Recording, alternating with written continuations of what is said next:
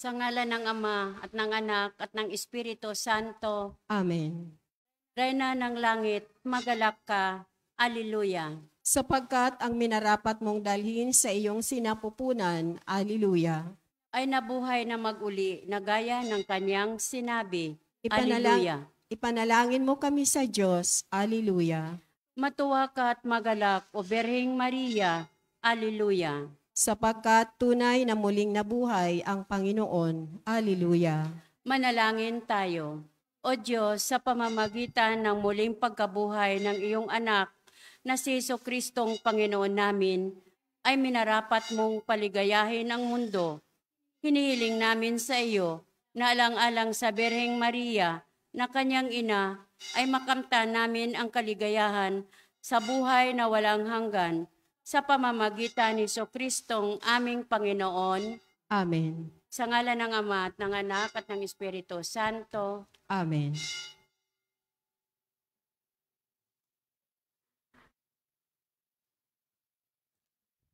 At ang mamumuno po sa ating banal na pagdiriwang ngayon ay ang ating pong Kora Paroko, Reverend Father Douglas D. Badong.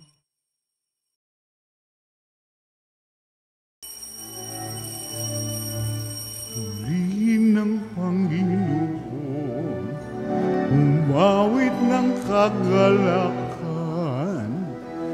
at tugtugin ang gitara at ang kaaya-ayang lira.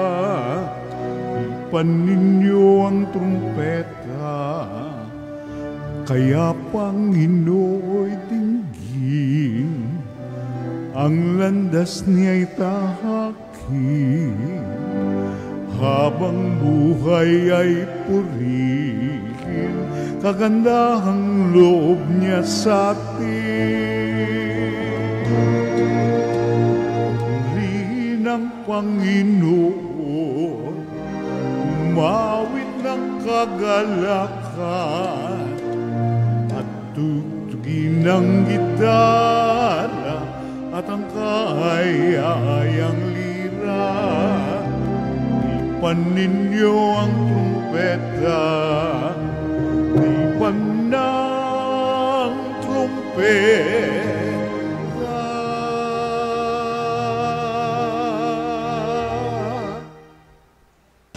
Sa ngalan ng Ama at ng Anak at ng Espiritu Santo. Amen. Ang pagpapala ng ating Panginoong Jesucristo, ang pag-ibig ng Diyos Ama, at ang makikipagkaisa ng Espiritu Santo, naway sumainyong lahat. At sumaiyo rin. Mga kapatid, tinipon tayo bilang mga kaanib ng angkan ng Diyos, kaya dumulog tayo sa maawaing Panginoong napapatawad ng lubos. Sinugong tagapagpagaling sa mga nagsisisi, Panginoon, kaawaan mo kami. Panginoon, kaawaan mo kami. Dumating na tagapag-anyaya, mga makasalanay magsisi, Kristo, kaawaan mo kami. Kristo, kaawaan mo kami. Nakaluklok ka sa kanan ng Diyos Ama para ipamagitan kami. Panginoon, kaawaan mo kami. Panginoon, kaawaan mo kami. Kaawaan tayo na makapangyarihang Diyos, patawarin tayo sa ating mga kasalanan at patnubayan tayo sa buhay na walang hanggan. Amen. Manalangin tayo. Ama naming makapangyarihan, nililiwanagan mo ng iyong maaasahang ilaw ang mga naliligaw na iyong pinababalik sa daan para ikaw ay matagpuan.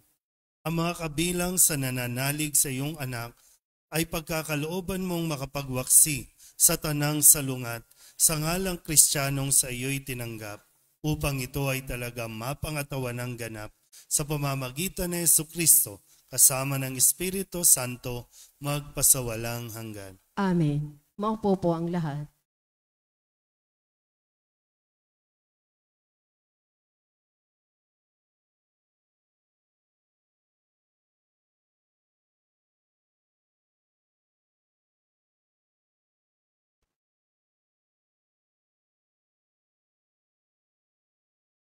Pagbasa mula sa mga gawa ng mga apostol. Noong mga araw na iyon, pinagpala ng Diyos si Esteban at pinuspos ng kapangyarihan. Ano pat gumawa siya ng maraming himala at kababalaghan sa harapan ng madla. Nakipagtalo sa kanya ang ilang kasapi sa sinagoga ng mga pinalaya at binubuo ng mga Hudyong taga-Serene, taga-Alejandria, taga-Cilicia at taga-Isya. Ngunit wala silang magawa sa karunungan ni Esteban na kaloob ng Espiritu, kaya't lihim nilang sinulsulan ang ilang lalaki na nagsabi ng ganito, "Narinig naming nilalait niya si Moises at ang Diyos." Sa ngayon, naudyo pa nilang magalit kay Esteban ang mga tao, ang matatanda ng bayan at ang mga iskriba. Siya'y sinunggaban nila at iniharap sa Sanhedrin. At nagharap sila ng mga bulaang saksi laban kay Esteban. Ang taong ito, wika nila, ay walang tigil ng pagsasalita laban sa banal na templo at sa kautusan ni Moises. Narinig naming sinasabi niya na ang templo'y gigibain nitong Jesus na taga Nazaret na ito at papalitan ng mga kaugaliang ipinamana sa atin ni Moises. Tinitigan ni Esteban ang lahat ng nakaupo sa Sanhedrin at nakita nila ang kanyang mukhay parang mukha ng anghel. Ang salita ng Diyos. Salamat sa Diyos. Salmong tugunan ang ating pong itutugon. Mapalad ang sumusunod sa utos ng poong Diyos. Tayo pong lahat. Mapalad ang sumusunod sa utos ng poong Diyos. Kahit ako ay usigit labanan ng pamunuan, itong iyong abang lingkod, sa utos mo'y mag-aaral. Ang buo mong kautusan sa akin ay umaaliw. Siya'y gurong nagpapayo sa lahat kong suliranin. Tugon, Mapalad ang sumusunod sa utos ng poong Diyos. pinatawad mo ang aking mga gawang kamalian.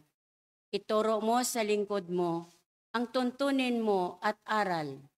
Ang lingkod ay turoang masunod ang kautusan. Sa utos mong mapang-akit, ako na may mag-aaral. Tugon, Mapalad ang sumusunod sa utos ng poong Diyos. sa landas na di matuwid, huwag mo akong babayaan. Pagkat ikaw ang mabuti, ituro ang iyong aral. Ang pasya ko sa sarili, ako'y naging masunurin. Sa batas mo, ang pansin ko, at doon ko ibabaling. Tugon, Mapalad ang sumusunod sa utos ng poong Diyos. Tumayo po ang lahat. Hallelujah, Hallelujah. Wikain mo ko, nakikinig ako sa iyong mga salita. Hallelujah, Hallelujah, Hallelujah.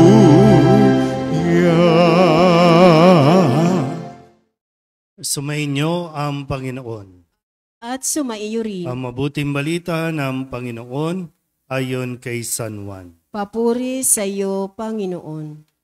Kinabukasan, nakita ng mga taong nanatili sa ibayo ng lawa na naroon pa ang isang bangka. Alam nilang si Jesus ay hindi kasama ng mga alagad, sapagkat ang mga ito lamang ang sumakay sa bangka at umalis. Dumating naman ang ilang bangkang galing sa Tiberias at sumadsad sa lugar na malapit sa kinainan nila ng tinapay, matapos magpasalamat sa Panginoon. Nang makita ng mga tao na wala na roon si Jesus ni ang kanyang mga alagad, sila'y sumakay sa mga bangka at pumunta rin sa Capernaum upang hanapin si Jesus. Nakita nila si Jesus sa ibayo ng lawa at kanilang tinanong, "Rabay, kailan pa kayo rito?"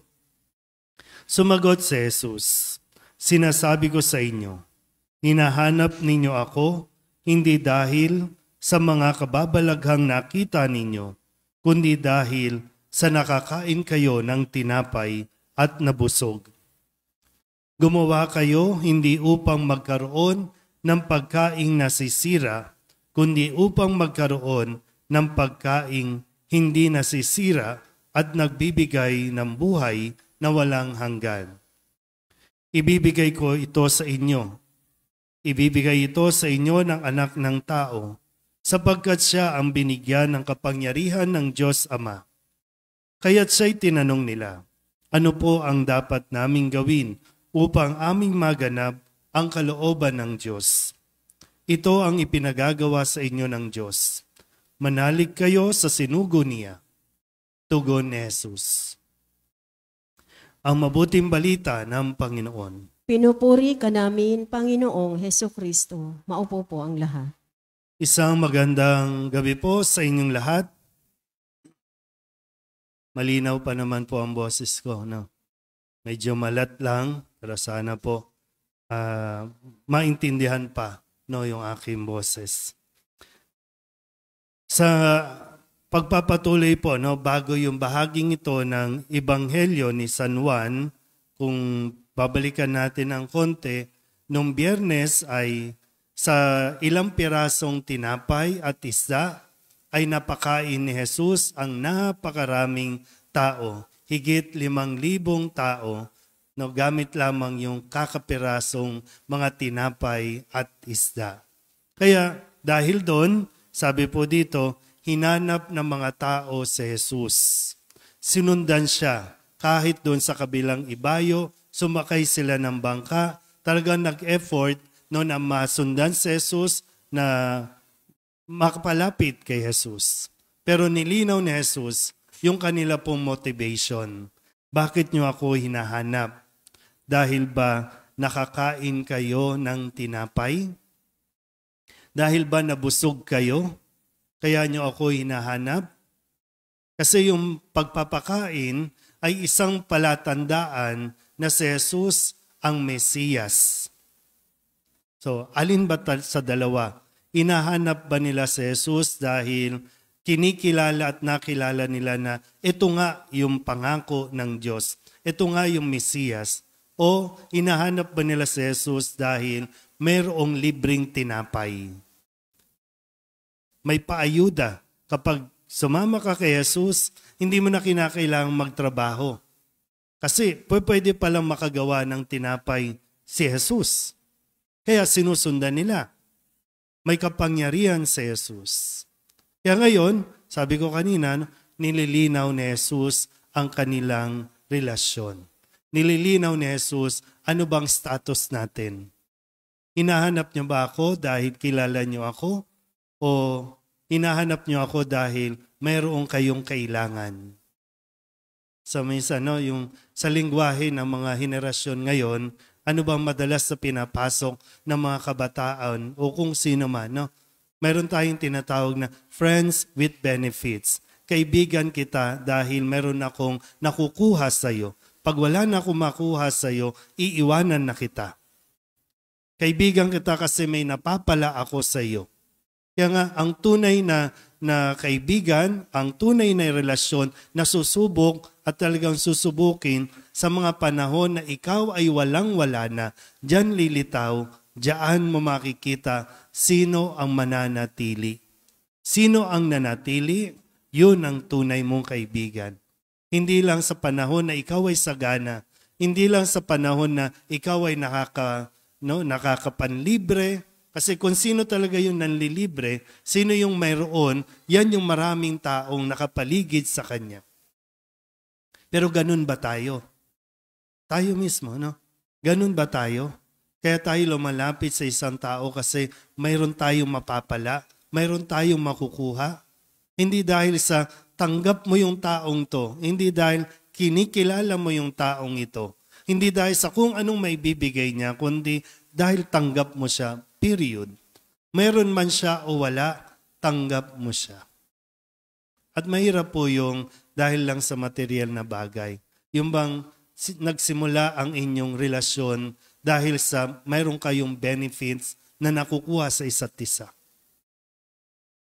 Yung kadalasan po, no, kapag naalala ko lang po, no, kapag panahon ng election, di ba? Lahat sila kaibigan mo eh. Pero pagkatapos, wala na. Kasi nakuha na kung ano ang kailangan sa iyo. Kaya ngayon, sa sitwasyon natin, no, na siguro naman nabalitaan nyo, bakit walang pasok ngayong araw na ito mga estudyante? Bukod sa mainit. Dahil may strike. Sino yung mga nag-i-strike? Yung mga jeepney drivers.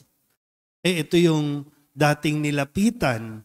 No, ngayon, wala silang malapitan para sila ay matulungan na makapagpasada o kung anumang tulong. Dahil ang solusyon, i-phase out sila. Tanggalin sila sa kalye. Nang walang kung anumang malinaw na solusyon para sa kanilang pangangailangan.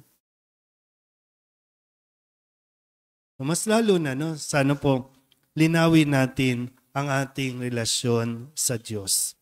Lumalapit ba tayo sa Diyos dahil may kailangan tayo o sadyang kailangan natin ng Diyos para sa buhay natin? Linawin natin mabuti. Kung ano man ang status natin sa Kanya, ano man ang nilalagay nyo sa mga social media account ninyo, status, in relationship, complicated, linawin natin. Kasi hanggat hindi natin nalilinaw kung ano ang label na mayroon tayo sa Diyos, magiging malabo talaga ang ating ugnayan sa Kanya. Pero para sa Diyos, malinaw kung sino tayo para sa Kanya. Kaya kahit na sa panahon na tayo ay mabait, tanggap niya tayo. Sa panahon na tayo ay nagiging mahina at nakakagawa ng kasalanan, lalong-lalo na hindi niya tayo iiwan. Ganon ang relasyon ng Diyos sa atin. Amen? Magsitayo ang lahat. Ang Diyos sa malamang ang makatutugon sa pagkagutom ng puso at ng espiritu. Kaya't ilapit natin sa Kanya ang ating mga pangangailangan. Ang ating itutugon, Panginoon, dinggin mo ang aming panalangin. Panginoon, linggin mo ang aming panalangin.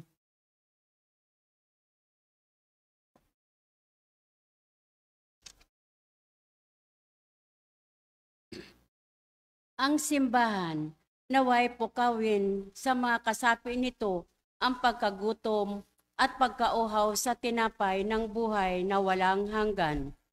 Manalangin tayo sa Panginoon. Panginoon, dinggin mo ang aming panalangin. At tinawang maunawaan ang mga sinasasabikan ng ating puso at hindi matutugunan sa pamamagitan ng paghahanap ng makamundong tagumpay o kaginhawaang dulot ng mga material na bagay. Manalangin tayo sa Panginoon. Panginoon, dinggin mo ang aming panalangin. Ang mga nagsasayang ng kanilang panahon sa paghahanap ng kaligayahan sa maling paraan, naway matagpuan ang tamang daan ng buhay. Manalangin tayo sa Panginoon. Panginoon, dinggin mo ang aming panalangin. Ang mga may sakit, naway makatanggap ng ginhawa at paglingap mula sa mga nangangalaga sa kanila. Manalangin tayo sa Panginoon. Panginoon, dinggin mo ang aming panalangin. Ang mga namayapa, naway makaisa ni Kristo sa bagong buhay na hatid ng muling pagkabuhay. Manalangin tayo sa Panginoon. Panginoon, dinggin mo ang aming panalangin. Dulog din natin sa Panginoon ang ating mga personal na kahilingan at mga panalangin para sa ating mga pamilya, kasama ang mga kahilingan ng mga nanonood sa online. Lahat ng mga misang pasasalamat, special na intensyon, agarang paggaling ng mga may sakit, at ang lahat ng mga kaluluwa na iniling na ipagdasal sa misang ito.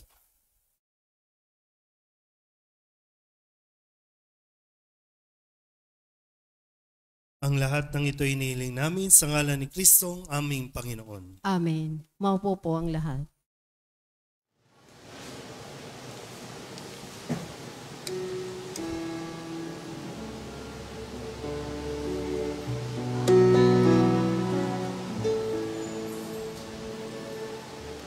alay namin, aming buhay. Bawat gala at lumbay, bawat pangarap naming taglay, sa palad mo ilalagay. Manalangin kayo mga kapatid o pagpapalaan at pinikalugdan ng Diyos Amang makapangyarihan. Tanggapin nawa ng Panginoon itong paghahain sa iyong mga kamay sa kapurihan niya at karangalan sa ating kapakinabangan at sa buong sambayanan niyang banal. Ama naming lumikha, paakyatin mo sa iyong piling sa kalangitan ang aming mga panalangin kalakip ng haing mga alay upang ang mga pinagindapat mong gawing dalisay ay maging marapat na makasalo sa piging ng iyong pagmamahal sa pamamagitan ni Jesucristo kasama ng Espiritu Santo magpasawalang hanggan. Amen. Sumainyo ang Panginoon. At sumaiyo rin. Itaas sa Diyos ang inyong puso at diwa. Itinaas na namin sa Panginoon. Pasalamatan natin ang Panginoong ating Diyos. Marapat na siya ay pasalamatan. Ama naming makapangyarihan, tunay nga marapat na ikaw ay aming pasalamatan. Ngayong ipinagdiriwang ang paghahain ng Mesiyas, ang maamong tupa na tumubos sa aming lahat. Naghahaing walang humpay ang anak mong minamahal upang magkasalo-salo ang tanan sa piging ng iyong buhay. Hindi na mamamatay ang inihain sa krus. Ang sa krus ipinakoy, buhay lagi bilang handog. Kaya kaysa ng mga anghel na nagsisiawit ng papuri sa iyo nang walang humpay sa kalangitan, kami nagbubunyi sa iyong kadakilaan.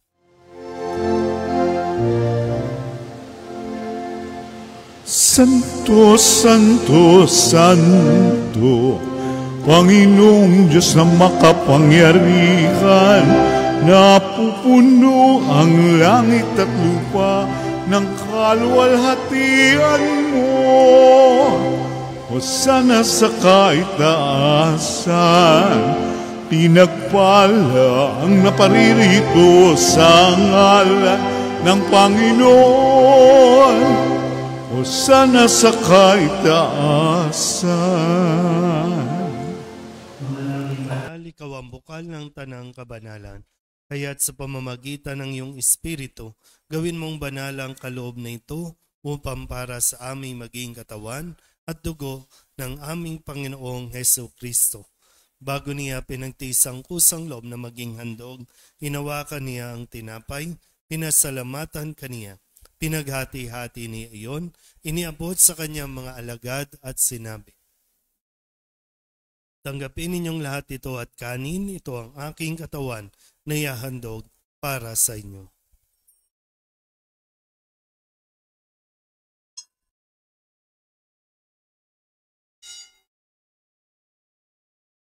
Gayun din naman ang matapos ang hapunan, hinawakan niya ang kalis, muli kaniyang pinasalamatan. Iniabot niya ang kalis sa kanyang mga alagad at sinabi, tanggapin ninyong lahat ito at inumin.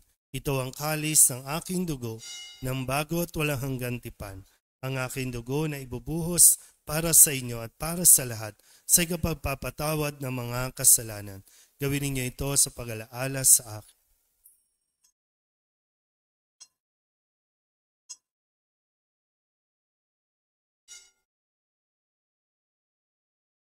Ipagbunyi natin ang misteryo ng pananampalataya. Si Kristo'y namatay, si Kristo'y nabuhay, si Kristo'y babalik sa wakas ng panahon. Ama, ginagawa namin ngayon ang pag-alaala sa pagkamatay at muling pagkabuhay ng iyong anak, kaya iniaalay namin sa iyo ang tinapay na nagbibigay buhay at ang kalis na nagkakaloob ng kaligtasan. Kami napapasalamat dahil kami iyong minarapat na tumayo sa harap mo para maglingkod sa iyo. Isinasamo namin kami magsasalo-salo sa katawan at dugo ni Kristo ay mabuklod sa pagkakaisa sa pamamagitan ng Espiritu Santo. Ama, lingapin mo ang iyong simbahang laganap sa buong daigdig. Puspusin mo kami sa pag-ibig kaysa ni Francisco na aming Papa at ni Jose na aming Obispo at ng Tanang Kaparian. Alalahanin mo rin ang mga kapatid naming nahimlay na may pag-asang sila'y muling mabubuhay, gayon din ang lahat ng mga pumanaw. Kawaan mo sila at patuloyin sa iyong kaliwanagan. Kawaan mo at pagintapating kaming lahat na makasalo sa iyong buhay na walang wakas. Kaysa ng mahal na Birhen Maria na ina ng Diyos, ng kabiyak ng puso niyang si San Jose, kaysa ng mga apostol at ng lahat ng mga banal na namuhay dito sa daigdig ng kalugod-lugod sa iyo, may pagdiwang nawa namin ng papupuri sa ikararangal mo sa pamamagitan ng iyong anak na aming Panginoong Hesus Kristo. Sa pamamagitan ni Kristo, kasama niya at sa Kanya, ang lahat ng parangal at papuri ay sa iyo, Diyos Amang makapangyarihan, kasama ng Espiritu Santo, magpasawalang hanggan. Amen. Amen. Amen.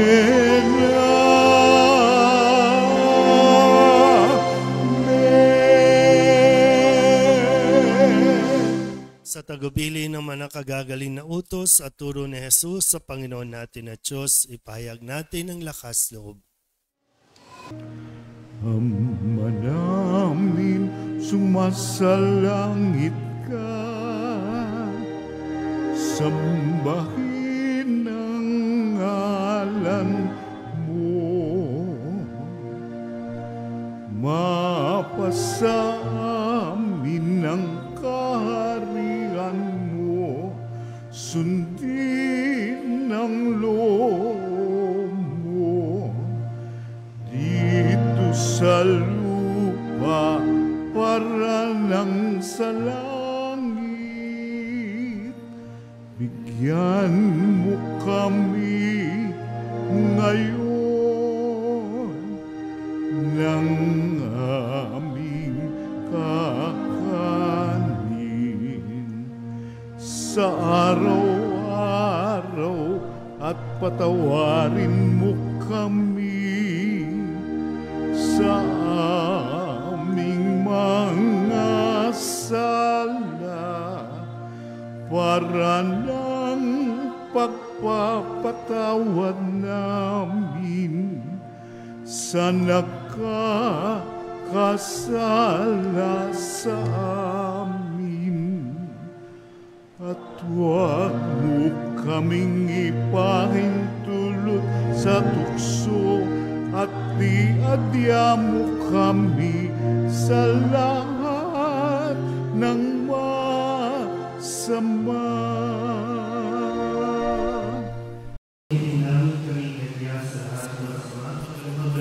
Kapayapaan araw-araw, iligtas sa kasalanan at ilayo sa lahat ng kapahamakan, samantalang aming pinananabikan ang dakilang araw ng pagpapahayag ng tagapagligtas naming si Hesus Kristo. Sapagkat iyo ang kaharian at ang kapangyarihan at ang kapurihan magpakailanman. Amen. Panginoong Hesus Kristo, sinabi mo sa iyong mga apostol, kapayapaan ang iniiwan ko sa inyo, ang aking kapayapaan ang binibigay ko sa inyo. Tunghayan mo ang aming pananampalataya at huwag ang aming mga pagkakasala. Pagkalooban mo kami ng kapayapaan at pagkakaisa ayon sa iyong kalooban, kasama ng Espiritu Santo, magpasawalang hanggan. Amen. Ang kapayapaan ng Panginoon ay laging sumainyo. At sumaiyo rin. Magbigayan po tayo ng kapayapaan sa isa't isa.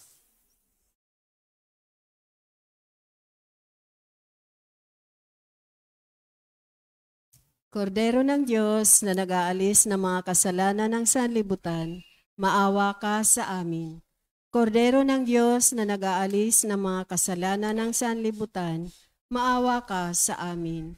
Kordero ng Diyos na nag-aalis ng mga kasalanan ng sanlibutan, ipagkaloob mo sa amin ang kapayapaan. Lumuhod po ang lahat. Ito ang kordero ng Diyos. Ito ang nag-aalis ng kasalanan ng sanlibutan. Mapalad ang mga inaanyayahan sa kanyang piging. Panginoon, hindi ako karapat-dapat na magpatuloy sa iyo, ngunit sa isang salita mo lamang ay gagaling na ako. katawan ni Kristo. Amen.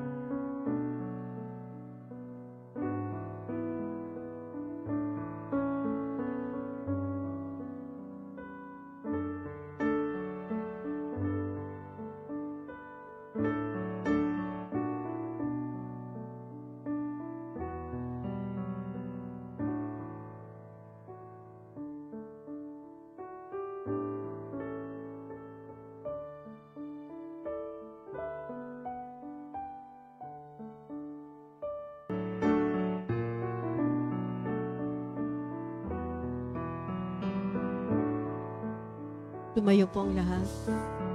Manalangin tayo.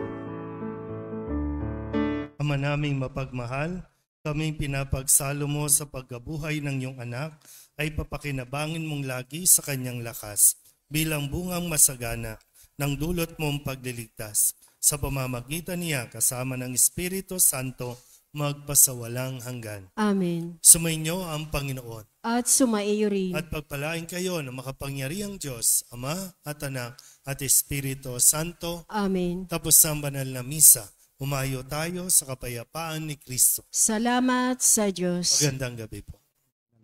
Panginoon, umawit ng kagalakan at tugtugin ang gitara at ang kaaya-ayang lira. Ipan ninyo ang trumpeta, kaya Panginooy dinggin, ang landas niya'y tahakin, habang buhay ay purihin, kagandahang loob niya sa atin. Purihin ang Panginoon, umawit ng kagalakan, at tugtugin ang gitara at ang kaaya-ayang lira. Ipan ninyo ang trumpeta, ipan ng trumpeta,